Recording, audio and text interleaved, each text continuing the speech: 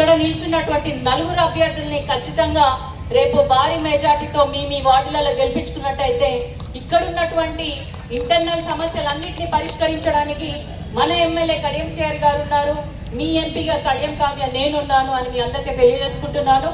లక్షల్లో సంపాదించడం ఈ రోజుల్లో సాధ్యమా? అవును, ఇట్స్ పాసిబుల్. ఇన్వెస్ట్మెంట్ అక్కర్లేదు, రిస్క్ లేదు. ఇది W కామర్స్. నాకున్న 7 అసెంబ్లీ నియోజకవర్గాలలో 3.5 కోట్లు కేవలం గన్పూర్కి మాత్రమే ఇవ్వడం జరిగింది. అది కమ్యూనిటీ హాల్స్ కానీ, అంగన్వాడీ కేంద్రాలు కానీ, ఇప్పుడు ఇక్కడ ఉన్నటువంటి కాంపౌండ్ వాల్స్ కానీ, లేకపోతే పాఠశాలల్లో ఏమైనా ఇతర అవసరాలకు కానీ ఇవ్వడం జరిగిందని మీ అందరికీ తెలియజేసుకుంటున్నా. ఈరోజు మిమ్మల్ని ఓటు అడిగే నైతిక హక్కు ఎవరికైనా ఉందంటే అది కేవలం కడియం శ్రీహరి గారికే ఉందని మీ అందరికీ మరోసారి గుర్తు చేస్తున్నా. మీరు ఏ గ్రామం చుట్ట చివరిన పోయి చూసినా కూడా కేవలం కడియం శ్రీహరి గారు గత 15 ఏళ్ళ కింద వేసినటువంటి శిలాఫలకాలే ఉంటాయి. మీరు ఇక్కడ చూస్తున్నారు, స్టేషన్ గన్పూర్ నుంచి మన హైవే మీద వెళ్తే బాలురా వసతి గృహాలు ఉన్నాయి, రెసిడెన్షియల్ స్కూల్స్ ఉన్నాయి. అవి ఎవరు వేసినారు అనేది అంటే అప్పుడు విద్యాశాఖ మంత్రిగా ఉన్నటువంటి కడియం శ్రీహరి గారే వేసినారు. తర్వాత మనకి దేవాదుల ఎత్తిపోతల పథకం గురించి కూడా ఇప్పుడు దాదాపు 400 కోట్లతోటి కూడా పనులు చేపట్టడం జరుగుతుంది. అంటే కడియం శ్రీహరి గారు ఎమ్మెల్యే అయిన 2 సంవత్సరాల్లో అన్ని రంగాల మీద సమదృష్టి పెట్టినారు. ఒకటి సాగునీరు, ఇంకోటి విద్య, వైద్యం, రైతులకి విద్యుత్ గురించి, పంటలకి నష్టం జరగకుండా నిరంతర సరఫరా ఉండే విధంగా చేసినారు. అదే కాకుండా నేషనల్ హైవేస్ మనం చూసుకున్నట్లయితే సీసీ రోడ్లు కానీ, బీటీ రోడ్లు కానీ, అటు హ్యామ్ పథకంలో కానీ, ఇటు పంచాయతీ రాజ్ నుంచి కానీ దాదాపు ఒక్కొక్క 500 కోట్ల పనులకి మనకి నిధులు మంజూరైనాయి. ఏదైనా కూడా సమగ్రంగా అభివృద్ధి చెందాలి అంటే సంపూర్ణ అవగాహన ఉన్న నాయకుడు మనకి కావాలి. అటువంటి నాయకుడు మీ కడియం శ్రీహరి గారు. మీ నమ్మకం ఇంత మాత్రం కూడా సడలకుండా మీరెలా ఉన్నారో మీకోసం నిరంతరం శ్రమిస్తూ మీకోసం కష్టపడుతున్నటువంటి కడియం కుటుంబం మీ చెంత ఉంది.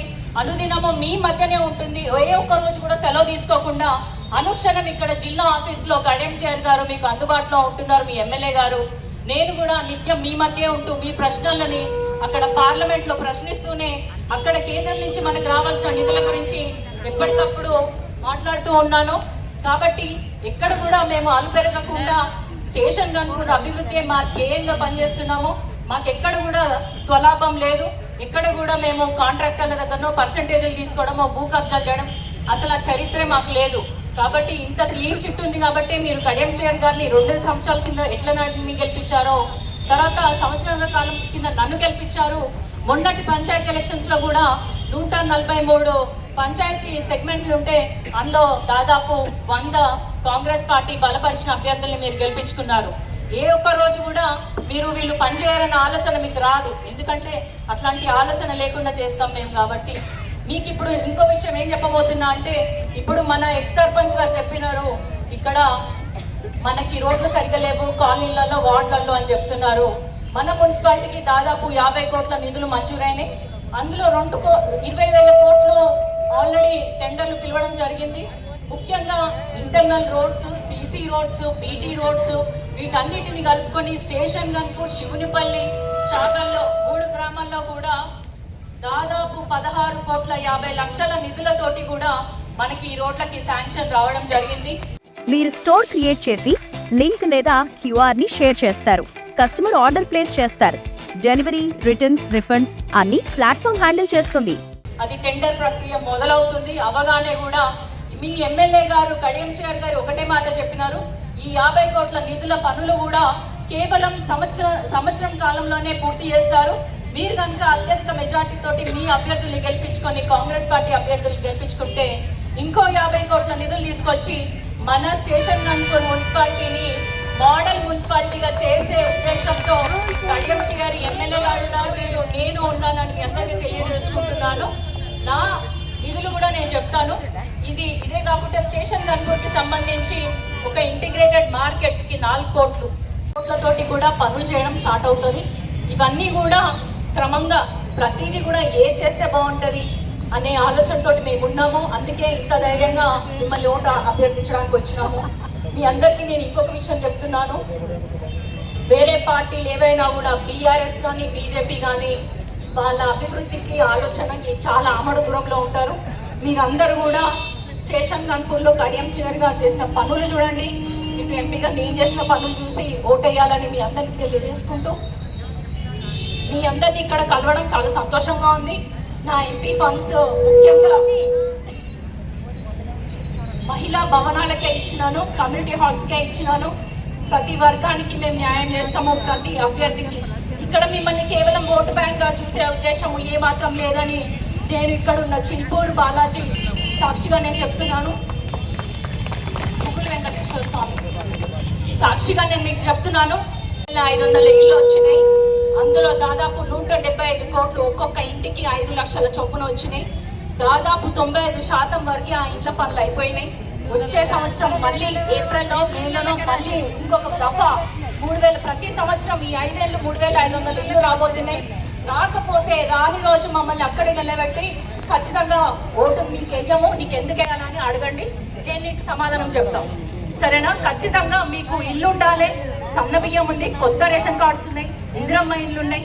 ఇవన్నీ కూడా ఒక్కొక్కటి ముందు పడుతుంది. రైతులకు కూడా ఎటువంటి కష్టం లేకుండా కూడా మేము చూసుకుంటాము.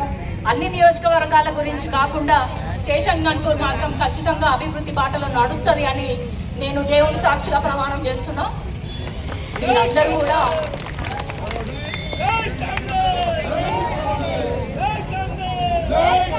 కాంగ్రెస్ అభ్యర్థులు అందరికీ నేను ఒకటే విన్నవించుకుంటున్నా.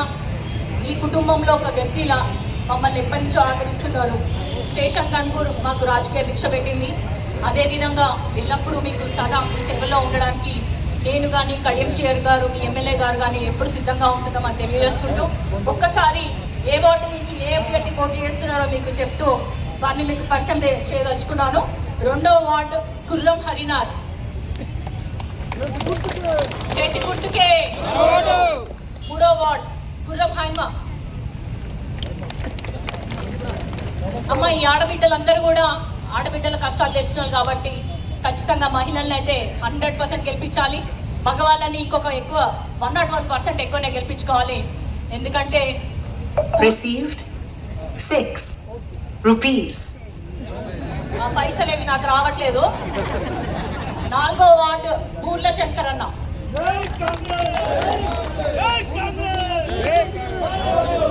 5వ వార్డు కొంతం రజిత. ఇంత పెద్ద ఎత్తున ఈరోజు ప్రచారానికి తరలి వచ్చిన నా అక్క చెల్లెళ్ళకి, అన్నదమ్ములకి, అమ్మలకి అందరికీ కూడా పేరు పైన నమస్కారం తెలియజేసుకుంటూ సెలవు తీసుకుంటున్నాను. జై హింద్. హోమ్ మేకర్ అయినా, కంటెంట్ క్రియేటర్ అయినా, కిరాణా షాప్ ఓనర్ అయినా అందరికీ సమాన అవకాశం. భారతదేశం మొత్తం మీద దాదాపు 25,000 మందికి పైగా WCommerce తో స్టోర్స్ నడుపుతున్నారు. Visit www.wcommerce.store